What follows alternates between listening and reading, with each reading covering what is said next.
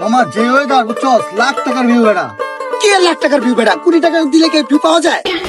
আরে আরে আমি খামু কিভাবে? তোমার কত করে আমার খাওয়া আগামু তার সবই আমি বুঝলাম ভাই।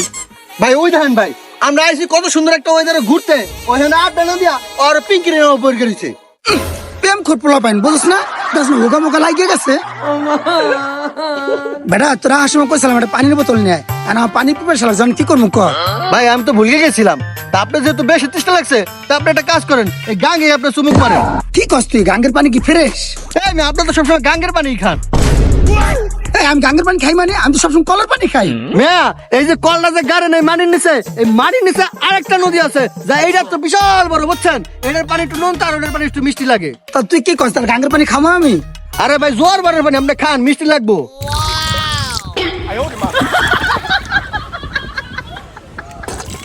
এই বেটা পানিতে নোনতা নোনতা লাগে। ভাই নুন তা লাগবে না, কি করবে? আর এই ফ্রেশ পানির ভিতরে ভাই অর স্যালাইন ছাড়তাছে।